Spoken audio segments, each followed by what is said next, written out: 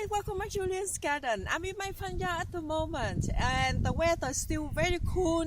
You can see the summer in Canberra, Australia.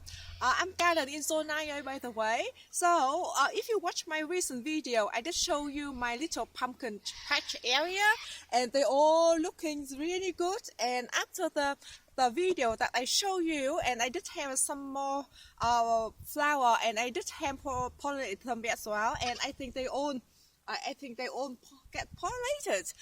But anyway, so I have some more flower. I need to pollinate them today as well, especially at this moment. It's very early at the moment, around 7:30, 8 o'clock in the morning. So every morning I just come out and I check if any more fresh flower or female fresh flower open, and after that I will find the male flower to hand pollinate them, and that's way I can ensure mostly 90 or 95% them they got pollinated. Alright, so that's why I want to share some tips with you. So let me string around. So I find that the best time to pollinate them is in the morning, especially when the flower only just open. And example down over here. So first, you will see the female flower. Let me just pick this leaf off first, so you can see which one is the male flower, which one is the female one. So example, this one is the male flower. They just got one single stem like this. And then after that, the flower look like this. But when you see the female flower, it's look a little bit different. Example, so we got the main stem as well. Let me turn this way. So you got the main stem as well, and after that you got the little round bit here. I don't know what is it called, but the little round bit here. You can see that it looks very choppy here, while the male one it doesn't have like that. So you just pick the male flower. Alright, so here's the flower I just pick, and you just simply, I just normally just tear the flower off, or I don't know, petal, not sure what is it one called, and you can see a lot of pollen, just a little bit far these pollens all around here. So I just simply move that or dip into the center of the female one. You can see that I just move it around like this, just hold on the top there, and then just doing it. And this way you ensure 100% or 90% that I mentioned earlier, this flower will get pollinated. Just like that. And the fresher flower they are only just open, the higher chance it will be success. So that's why normally I just come out in the morning. I check if I got more female flower, I need to pollinate them, and then I just do like this. Alright, so just like that. If you have more male flower, and maybe you should do it so, but normally one flower could be fine for me anyway. And by the way, this is the first time I grow pumpkin, and the first time I did like this for quite a few times already since at the beginning of season, but this is the first season I learned how to do it properly like this. Alright, so after you did that, I just place this one in there as well, and then I got the pack, and then I just close the flower up like this. So that's why the other insect or the bee can pollinate it, can jump around, and if you have some other variety of the pumpkin and you don't want them mixing with the pollination, and then this way you ensure that exactly the same variety that you want. Alright, and I think I do have other flower I need to pollinate as well. Let me show you. So this is the same variety. I think that I will pick. This is a male flower as well. You can see that. I will pick this one. I bring it over here because this bush I saw some female flower over here. Or this one opened this morning. Alright, so male flower, and down here let me take the leaf off so easier for you to see.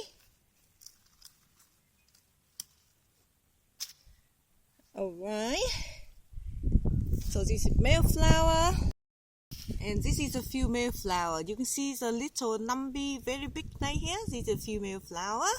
Alright, so I just got the male flower I just picked, and I just tear the petal down.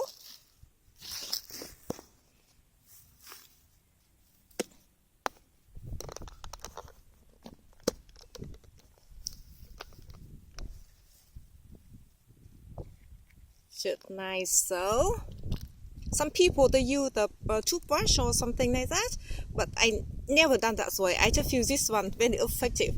Alright, and then I just dip around, pushing around the female flower in the center, just like that. And then I just use a peck to peck the flower or the petal up, so no other insect can jump in, and to mix pollination for this flower. And if it's rain, and this way, a very good way to protect the pollens as well. So though no rain can, or less rainwater will access into the center of the flower. Alright, I think that is. So I should leave like this, and I get the pack it in. And you should leave the pack there after 1 or 2 days, and then to take the pack off.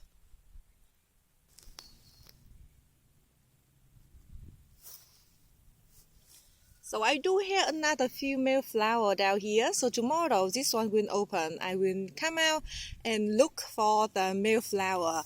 This one only start open. Maybe tomorrow this one can pollinate it, or even the next one down here. I think this one will be open tomorrow. I think so. Look at that. Alright, let me show you some of the little babies that I pollinated after I filmed the video few days ago, that you did see my little pumpkin patch area here. So on that day I did show you this little guy got pollinated, and on that day I did have some flower of this one, and after that it opened and I pollinated by hand, looking really good. I just took the peck off to peck on the other flower that I just showed you, and I just pollinated which one? This one as well. Look at that. 2 days ago, it's still looking really good. And on that day, I did show you one of my neighbors' pumpkin vines that I grew it from the seed. And on that day, I did mention to you that I didn't have a fresh male flower to pollinate this one. I just used 2 old male flower to pollinate this female one. And so far, the little baby still stay on the vine, so hopefully it will stay and got pollinated. Oh, by the way, let me show you the giant pumpkin I got over here.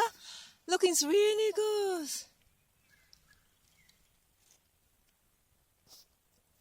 And another one, just at the corner here. On that day, I did show you the little baby one, but look at that. It grows so fast.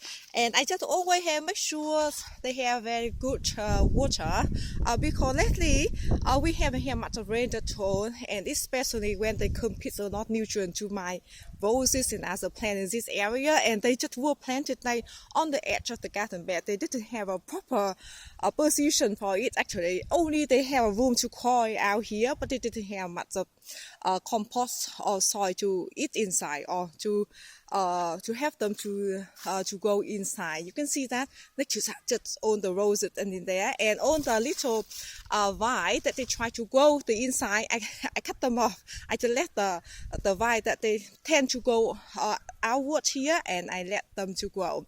And some people they say that, or a lot of people they say that we should like pinch them, and like example pinch the vine, and then they can send out more, more branches or more vine to grow out. But so far I haven't pinched anything, because I think this just go so amazing already. Oh, by the way, this pumpkins, or the whole pumpkins area over here that I planted, I sowed the seed beginning of March. So I plant the seasoning out in mid-October. So you can see they doing so well even though we got the cold weather. I mean, we still have very cool weather in the summer actually, and they do amazingly well. And I haven't had to protect it or from anything. But when we got hails twice, and I just see some leaves they got teared out a little bit. But we were lucky that the hail was still very small, nice, very small, tiny little stone. So yeah, really happy with my little pumpkin patch. So that is for the video today. I hope that this video is helpful, and especially if you are very new at the growing pumpkins, and if you want to ensure 100% or 90% success of your female flower got pollinated. And I see you in next video. Bye bye.